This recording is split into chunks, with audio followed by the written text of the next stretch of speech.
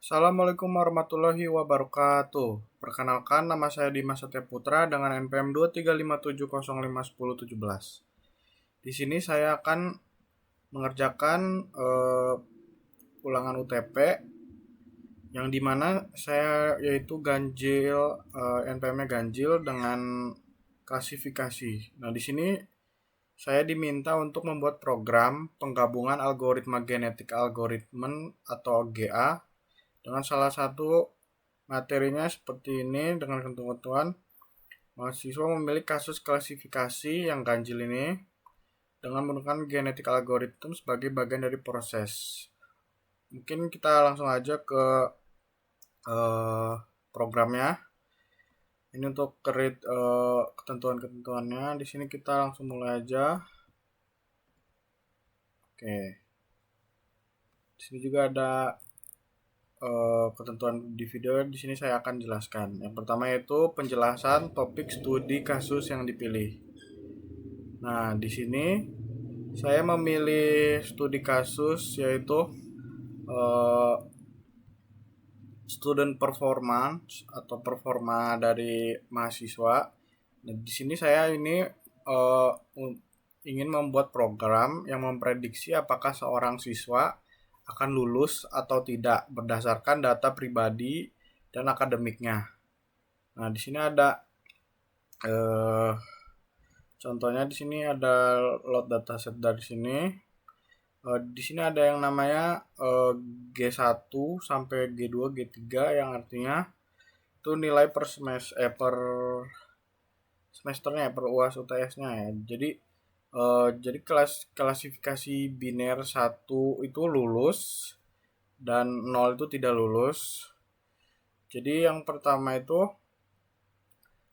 untuk meningkatkan akurasi dan efisiensi kita menggunakan GA untuk memilih fitur terbaik yang fitur selection itu yang di bagian fitur penting di sini. Mungkin nanti saya jelaskan. Oke, terus saya menggunakan modelnya itu decision tree sebagai klasifikasi karena interpretatif dan tidak memerlukan normalisasi ketat. Oke, untuk selanjutnya menampilkan website dataset. Nah, di sini saya akan menunjukkan websitenya di archive.uci.edu dengan dataset itu 320 student performance.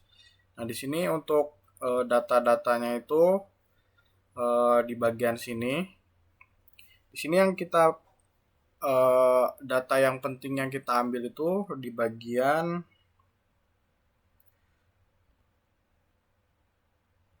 ini. Di sini ada yang namanya study time. Study time di sini maksudnya itu waktu belajarnya per minggu.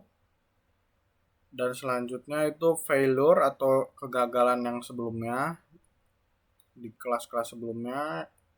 Dan selanjutnya itu kita ngambil fitur absen.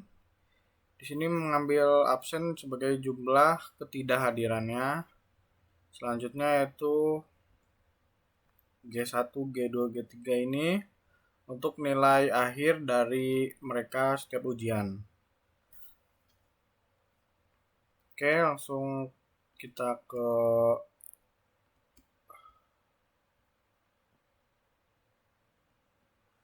atribut pentingnya udah. Sekarang cara kerja genetik algoritma dalam konteks program.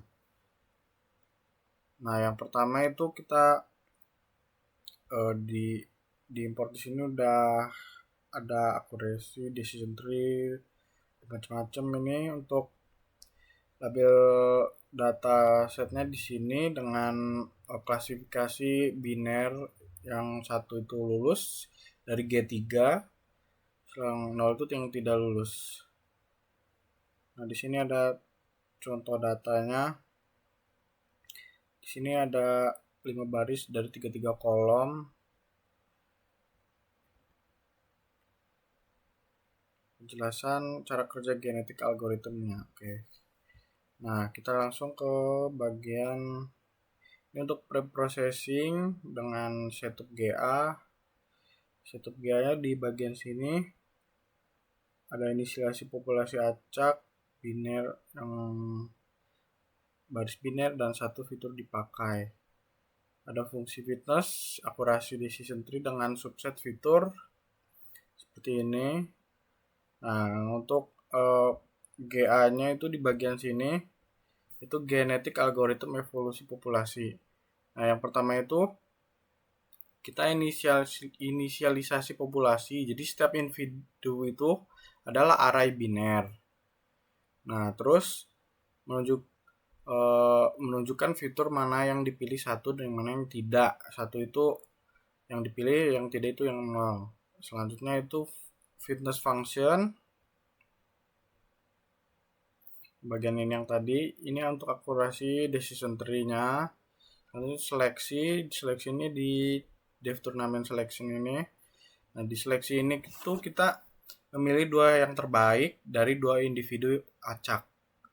Selanjutnya itu yang crossover, satu titik ini menggabungkan dua parent untuk menghasilkan dua anak, child 1, child 2. Selanjutnya itu untuk mutasinya ini mengubah beberapa bit dengan probabilitas tertentu di sini. Dan selanjutnya itu evolusi. Nah, evolusi ini menghasilkan populasi baru selama N ke generasi. Nah, untuk selanjutnya kita akan menjelaskan singkat bagian program utamanya.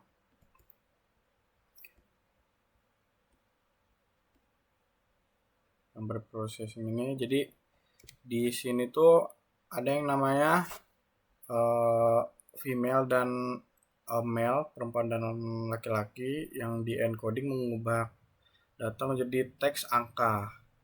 Nah, selanjutnya ini untuk yang tadi target yang satu lulus, yang 0 itu tidak lulus berdasarkan dari G3 atau bisa dibilang final grade. Nah, untuk selanjutnya itu fitur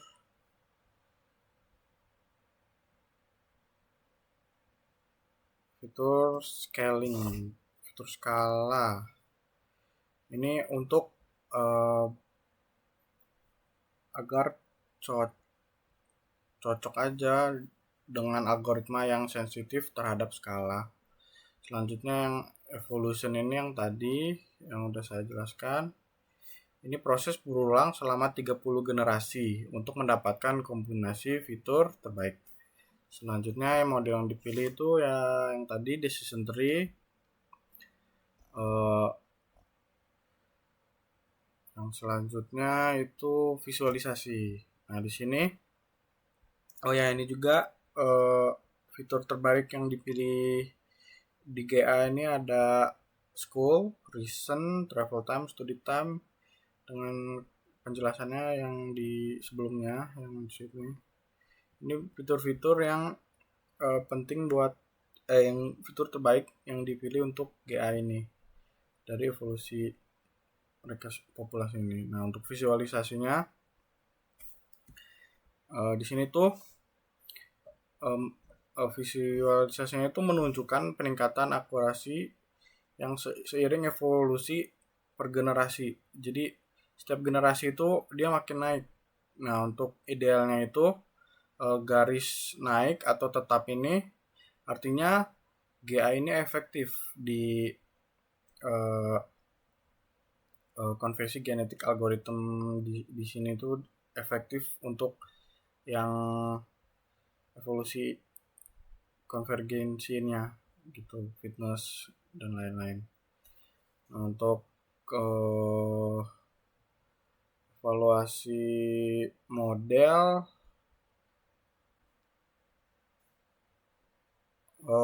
jadi di sini untuk confusion matrixnya itu jadi maksud 0 dan 27 ini itu yang true atau true negatif.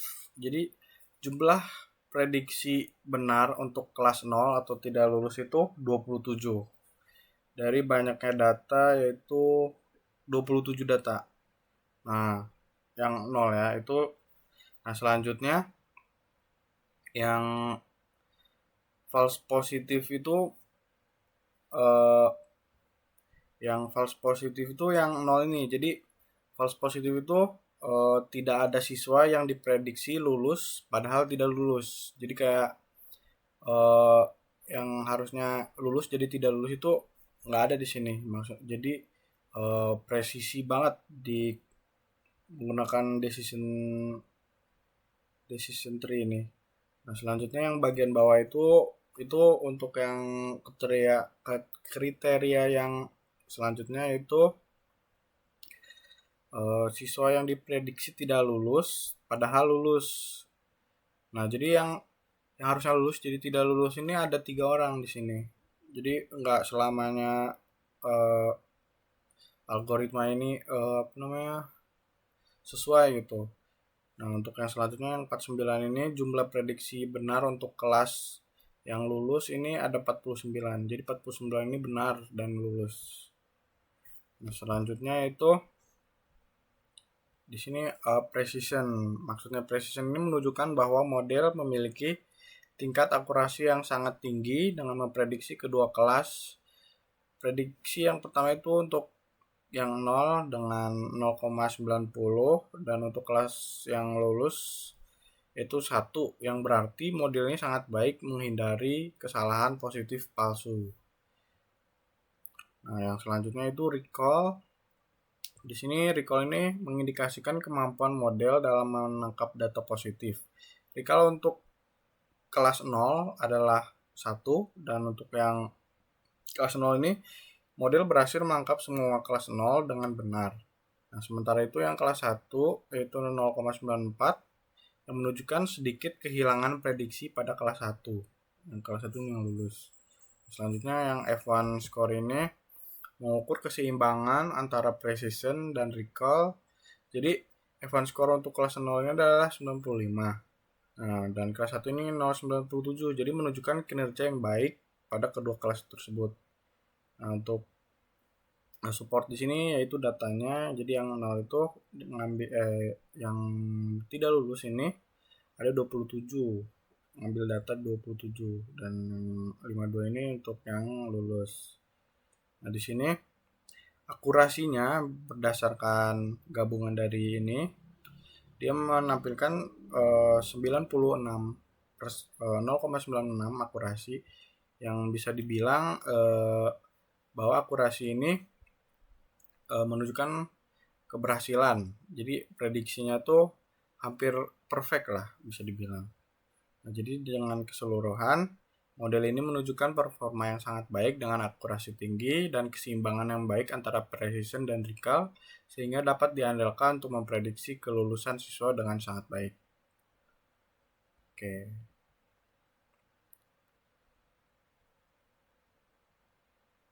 Oke, mungkin segitu aja eh, penjelasan dari saya. Apabila ada kesalahan kata mohon dimaafkan. Selebihnya saya akhiri. Wassalamualaikum warahmatullahi wabarakatuh.